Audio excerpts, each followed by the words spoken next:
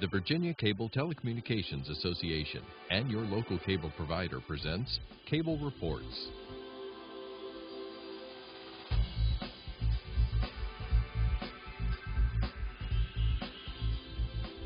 Join us now as Cable Reports brings you up to date on current issues facing the Commonwealth through discussions with your local legislators and other policymakers from across Virginia.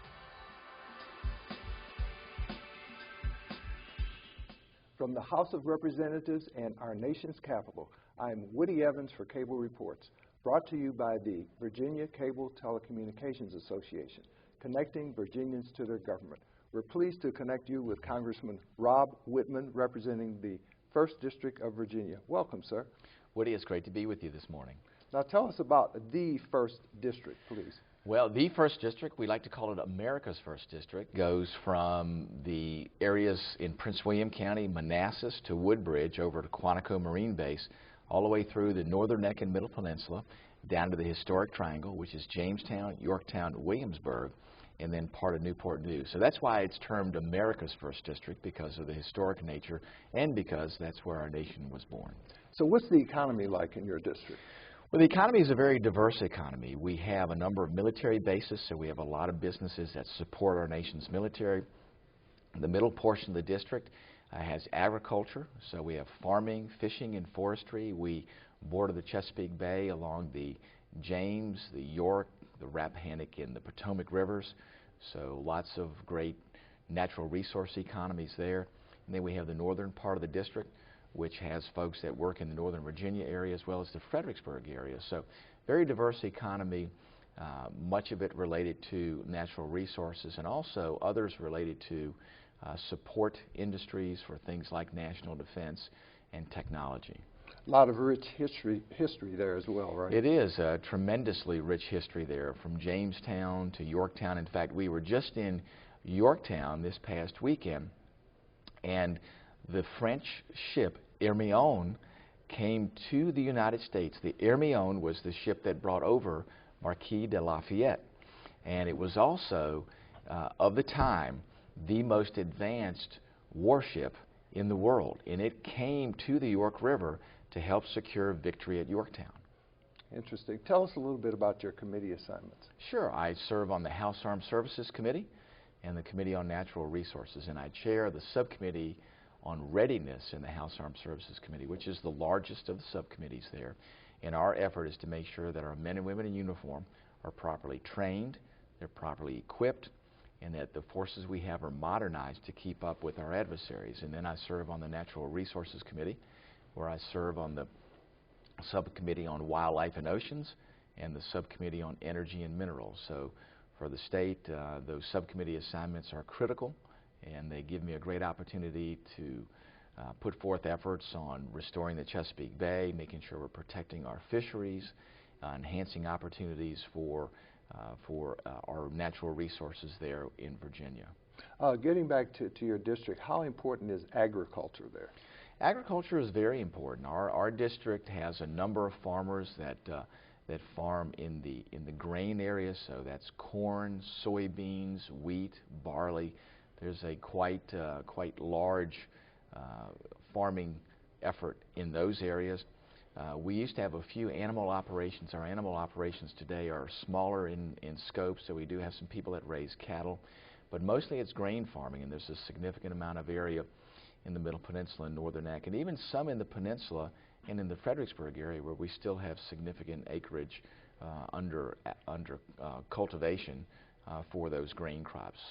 And what about tourism? Is it important as well? Tourism is very important. As I spoke about, places like Yorktown, Williamsburg, Jamestown attract thousands of tourists each year, as well as the northern part of our district in Fredericksburg and Manassas. A lot of folks come to visit the Civil War battlefields. We're blessed in my district to have a number of national parks, so the Colonial Parkway being one of those, the Fredericksburg battlefields being another. We have Prince William Forest Park in Prince William County, which is a great opportunity for folks in the suburban areas to get out and experience Mother Nature and the great natural resources that we have there. So lots of great opportunities there for folks to come and visit. We have a number of wineries in the district, so many wine tours.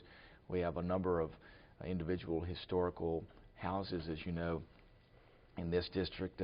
George Washington was born, Robert E. Lee, James Madison, James Monroe, so lots of great historical places for people to visit. So tourism is a very important part of our economy. Now, what's the unemployment rate like there compared to the state and also nationally? Well, the unemployment rate ranges in the district. When you get to the population centers, the unemployment rate is at or below the state average. So when you get to the Fredericksburg, Prince William area, and the Peninsula, Williamsburg, Jamestown, Yorktown area, it's at or below the state average. And when you get into some of the rural areas like the Middle Peninsula and Northern Neck, it runs a little bit higher than the state average, and that's because of some of the challenges there with the natural resource economy and the challenge in those areas of developing jobs outside of those sectors. So, as you know, those areas have gotten much, much more efficient these days, so we don't need as many people working on the farm. When I grew up, I worked on a farm and I picked tomatoes and worked in a cannery, and of course those parts of our farm economy are no longer there, and you don't need quite as many people today because of the efficiency of farm equipment. So for our rural areas, it's more of a challenge to find those economic opportunities. So what we've worked on very, very focused is in workforce development. How do we make sure that our students have the necessary skills as they come out of school to be placed in the jobs that are available? And then how do we attract businesses to the area? And the first thing they look at is, where's the workforce? Are we going to have folks that have the necessary skills that can work in the jobs that we bring? So we have to make sure there's a fit between what the school systems are doing and what the graduates have as far as their skills, their knowledge, their abilities, and then what businesses are looking for. So the challenge there is to find that. And the rural areas, too, are on peninsulas, so the transportation in and out for companies is somewhat of a challenge. But there's great opportunities there, so we're always looking to talk to localities to determine what we can do here in Washington to either help, or sometimes the best thing we can do is just get out of the way.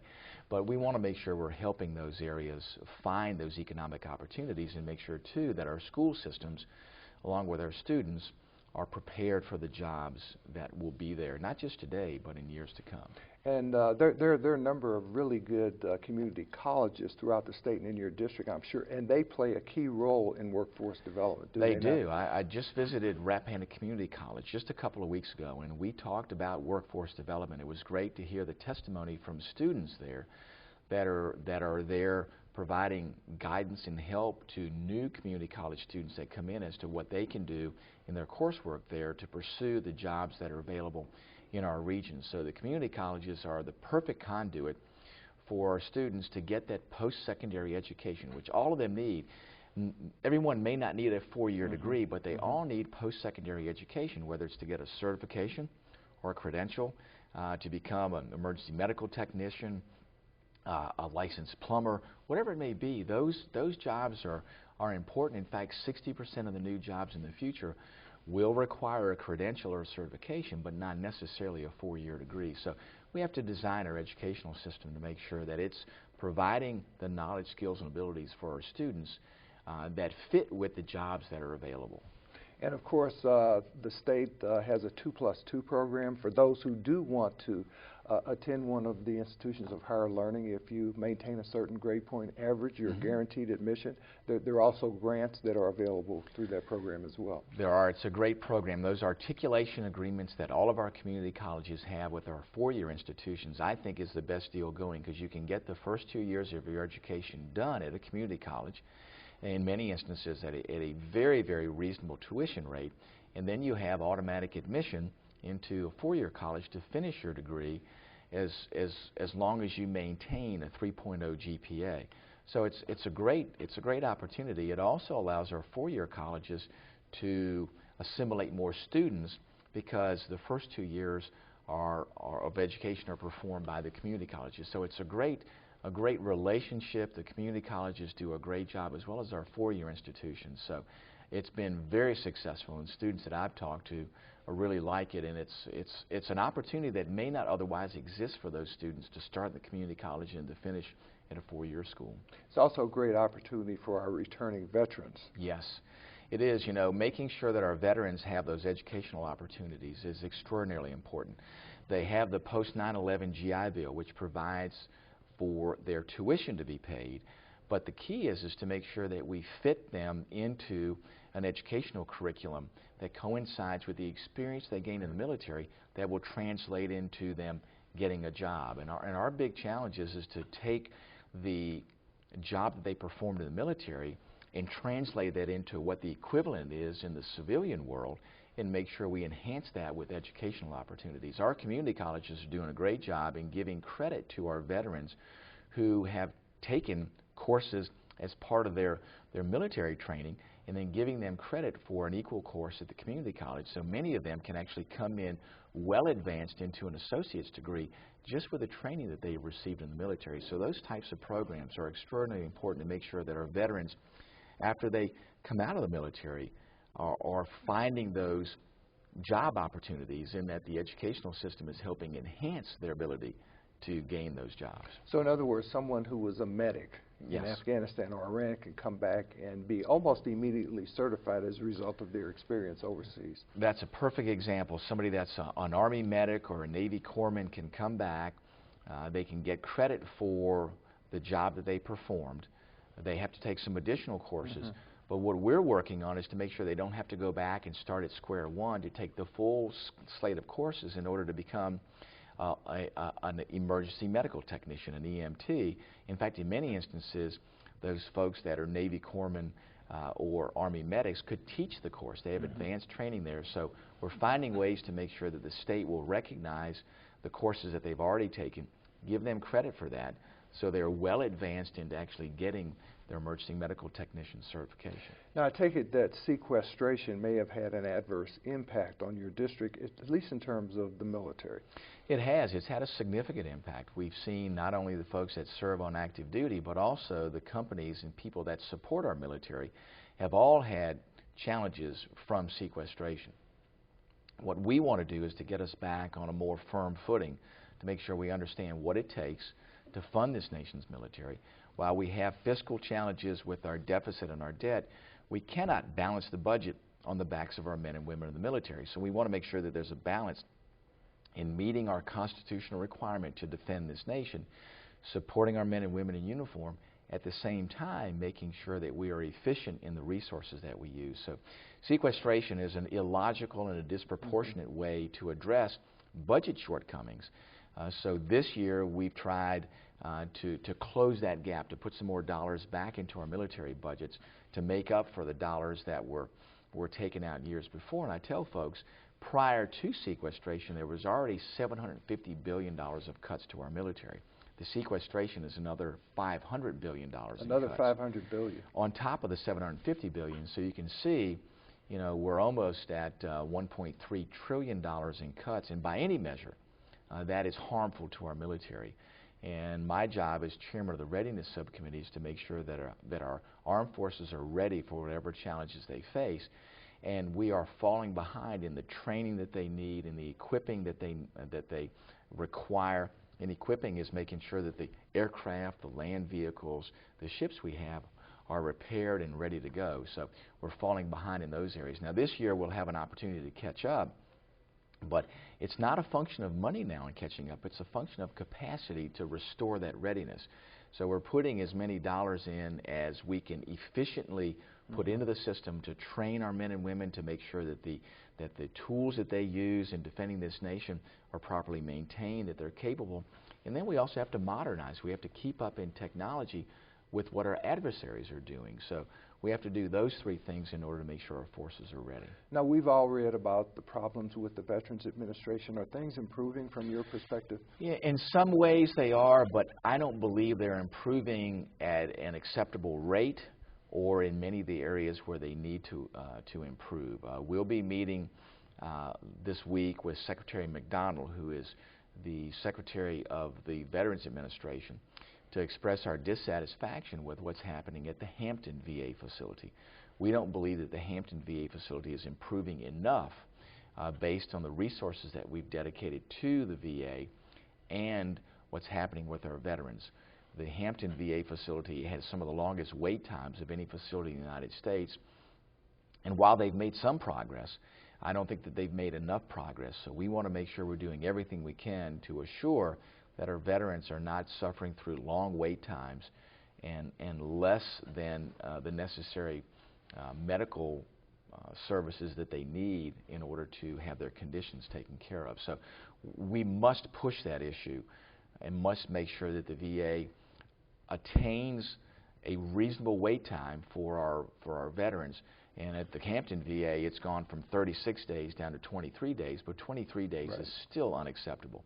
So we have a ways to go, and we need to make sure we're holding the VA accountable. I think that there's opportunities there. I'll have some legislation as well as existing legislation that I'm on to continue to address that program. I think that we have to maintain our focus on that. We put enough additional dollars into the VA to where they should be able to do the job. Now I think it's proper management and then holding the VA as well as Secretary McDonald accountable for results, making sure that they are serving the veterans both in timeliness but also in quality of service. I understand there's a new court that's been created to deal with matters relating to veterans. There's actually a program that helps our veterans when they are looking for legal relief in their claims with the Veterans Administration. The College of William & Mary has, through their law school, a program where veterans are provided pro bono legal work by law school students. There are many of them veterans themselves that help our veterans navigate the legal system as it relates to their claims with the Veterans Administration. So it's a great opportunity there to connect veterans who are working on their law degree with veterans that are looking for legal help, and doing that in a pro bono way to help our veterans navigate what is a fairly complex system in order for them to get their VA benefits. So it's been a great program. We've used it as an example for other areas of the country to do the same, for the VA to have relationships with law schools there to help our veterans navigate what is a fairly complex system of receiving their veterans' benefits. Now, we'd also like to simplify the system, but we understand there are legal aspects of that that only a lawyer can help the veteran answer to make sure that they get the benefits that they've earned. Now, we talked a little bit earlier about transportation in your district, Yes. especially in terms of attracting businesses. Workforce development is important, education is important, transportation is important, not only to attract and maintain private entrepreneurs, but also it's important for the military, isn't it? It is extraordinarily important for the military. As you know, military movements are critical, especially when it comes to our Army, our Marine Corps. Our Navy moves mostly by water, but they still need a connection to the land to move things back and forth from places like Yorktown Naval Weapons Station, back and forth from places like Norfolk Naval Base. So having a transportation system that allows them to do that in a timely way is critical. So in the portions of our district that include the peninsula, so the Interstate 64 corridor, the northern part of the district, which is the I-95 corridor, and the I-66 corridor, are all very important.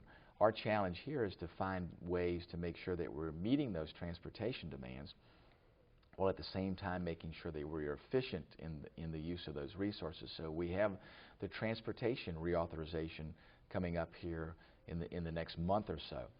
We have to get that done, I believe, to make sure that we don't interrupt the projects that are under construction today. But we also have to look at modernizing our system of transportation to make sure that we're more efficient. And as you know, there are significant issues in moving people around in the Hampton Roads area and in the Northern Virginia area. We have to find innovative ways to make sure we modernize our system of transportation. And that includes not just roads, but it also includes other modes of transportation, including mass transportation. So I'm very interested in how we're able to accomplish that in this year's transportation reauthorization and looking at how we meet those needs. And the needs are significant in both of those regions of the state. And of course, the reauthorization goes hand in hand with the appropriations process. It does.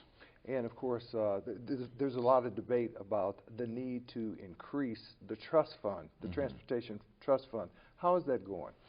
A lot of debate about that, Woody. It's a good point. Where we are today is the dollars that come in from the fuels tax is a decreasing source of revenue for a good reason. The reason is that we're more efficient in the vehicles that we have on the road, so we're burning less fuel. That's a good thing. but the tax that's paid on the fuel is a fixed tax. So it's a tax per gallon, so it's a certain number of cents per gallon. And it wasn't indexed to inflation or anything? Exactly, it wasn't indexed, so as we use fewer gallons of fuel, there are fewer dollars collected. So the question is how do we modernize the way we fund transportation? You know, we want to make sure we're as efficient as we can be with the dollars that come in, but when we deal with a decreasing source of revenue, it's not even about keeping the same number of dollars and being more efficient with those dollars. It's how do we do what we need to do with fewer dollars. What needs to be addressed in this year's transportation bill is, you know, what do we do to modernize that system? As you talk about, some of the discussion is indexing the fuels tax, making it revenue neutral, saying, hey, this is where it is, let's make it revenue neutral. At least you're not technically increasing a tax, but you're stemming the flow of dollars that are leaving the Transportation Trust Fund. We now this year will face around $11 billion deficit in our Transportation Trust Fund. So the question is, you know, how do we at least stem the flow of dollars that are being lost? There's some other talk too about how we can reform our tax system and maybe take some of those dollars and dedicate it towards transportation. There's talk about changing the repatriation tax, which is a tax that is paid upon assets that are repatriated back into the United States by businesses, and reducing that tax and understanding that if you reduce that tax, you actually can create more dollars in tax revenues because more dollars will come back in if the tax rate is lowered, and then dedicating those dollars specifically to transportation. So a lot of discussion back and forth. We understand that we have to do something to fix the current system because there are fewer and fewer dollars coming in and the needs get bigger and bigger. So it's not a question of increasing taxes, it's a question of how do we just stem the flow of lost revenues because of a good thing, because of increased fuel efficiency. How do we at the very least address that? Talk to us a little bit more about that phenomenon of inversions, meaning those companies that have gone abroad to avoid the high corporate tax rate here in the U.S. You know, I think the repatriation tax is actually a penalty for those businesses bringing dollars back in, and I think we need to modernize our tax code to make sure that we are competitive with other nations around the world. I don't want companies leaving the United States. In fact, what I'd like to see is companies that are founded in other places around the world actually look to locate in the United States, or at least to look to expand into the United States. The way we can do that is to modernize our tax code to make sure that there's not a penalty for bringing dollars back into the United States. In fact, actually make it a benefit for companies that are looking to expand within the United States. And that would include companies that operate overseas that are founded in those countries to attract them to the United States. So that brings us to a discussion about our corporate tax rates, and we know the United States corporate tax rate is the highest amongst all the nations around the world. Is, you know, how do we bring that tax rate down? How do we actually make our tax system here competitive to keep our companies but also to bring other companies in? I think there are ways that we can do that to simplify the tax system, take away many of the deductions and loopholes that are there that create an unlevel playing field. It creates winners and losers. Let's make sure that it becomes a true tax system that's reflective of the tax rate that people are paying, not how people seek these loopholes and exemptions.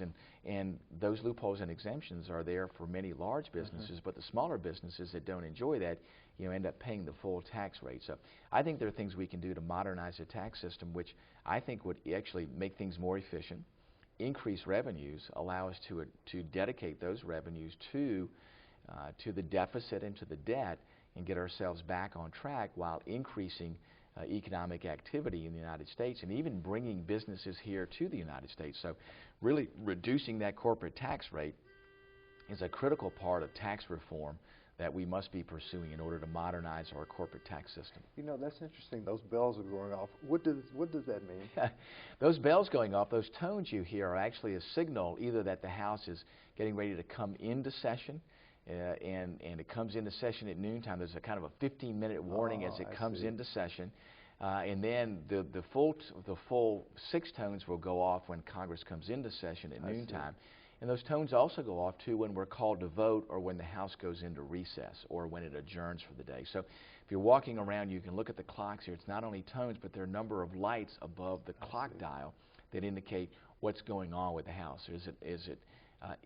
Are we awaiting votes? Are we in votes? Are they waiting to come into session while they've recessed?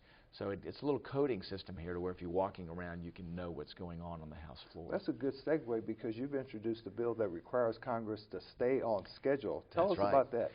Woody, that's a great point. You know, I am frustrated as well as everyone else that I've talked to about how Congress functions, and I believe that it must get the job done before it leaves town in August. We have this archaic practice called August recess, where Congress leaves town for 5 weeks in August, all 4 weeks in August and the first week of September. And it's really a practice of the past. It's a practice of the days when members of Congress were farmers and they had to go home and tend their crops, when there was no air conditioning, and when they had to travel home by horse and buggy.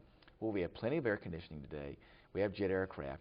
We have all these appropriations bills that must be done prior to the end of the fiscal year at the end of September, yet we leave for 5 weeks with work left to be done. I want to make sure we stay here. And if the work is done, it's fine for members to go home. But if the work is not done, members need to stay in Washington until it's done. So my bill, called the Stay on Schedule Act, I call it the SOS Act, gets us to that point. It says that Congress will not leave town until all 13 appropriation bills are done. You know, we've got less than 30 seconds left, I think, and I'm sorry because I wanted to cover a lot on environmental issues, which I know you're passionate about, but I guess there's a real balance you have to maintain between making sure people don't lose their jobs or they get different jobs when you have these environmental concerns. We do, and in Virginia we have the Chesapeake Bay, which is a great economic engine, so we need to do even more to make sure the Bay is a very productive water body and one that adds to the economy, not just for Virginia, but to the entire nation, and continues as a national treasure. Great. Well, thank you for being here. Our guest has been Congressman Rob Wittman, representing the 1st District of Virginia. Yes. Thank you for being here. Thank you, Woody.